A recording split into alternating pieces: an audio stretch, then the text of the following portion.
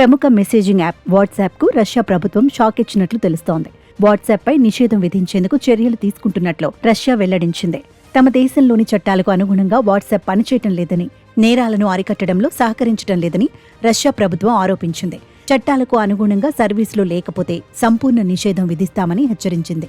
ఈ క్రమంలోనే వాట్సాప్కు ప్రత్యామ్నాయంగా యూజర్లు దేశీయ యాప్లను ఎంచుకోవాలని ప్రజలకు సూచించింది. మరోవైపు రష్యా నిర్ణయంపై వాట్సాప్ మాతృ సంస్థ మెటా స్పందించింది. యూజర్ల డేటా, కమ్యూనికేషన్ను సురక్షితంగా ఉంచే హక్కును ఉల్లంఘించేలా రష్యా చర్యలు తీసుకుంటుందని తెలిపింది. అలా చేయకుండా తాము వాటిని అడ్డుకుంటున్నందుకు మెసేజింగ్ యాప్పై నిషేధం విధించడానికి రష్యా అధ్యక్షుడు పుతిన్ ప్రయత్నిస్తున్నారని ఆరోపించింది.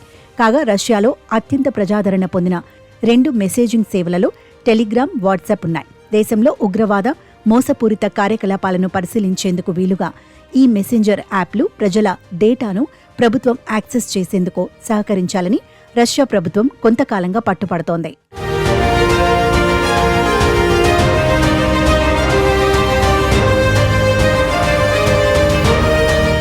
ఇందులో భాగంగా వాట్సాప్లో వినియోగదారులు కాల్స్ చేసుకోకుండా ఆగస్టులోనే వాటిపై నిషేధం విధించింది.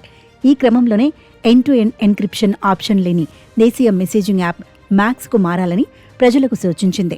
తమ దేశ చట్టాలకు అనుగుణంగా సర్వీసులు లేకపోతే సంపూర్ణ నిషేధం విధిస్తామని హెచ్చరించింది. వాట్సాప్కు ప్రత్యామ్నాయంగా యూజర్లు దేశీయ యాప్లను ఎంచుకోవాలని ప్రజలకు సూచించింది.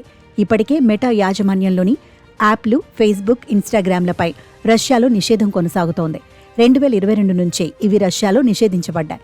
తాజా హెచ్చరికలతో వాట్సాప్ పైన నిషేధం విధించే అవకాశాలు కనబడుతున్నాయి.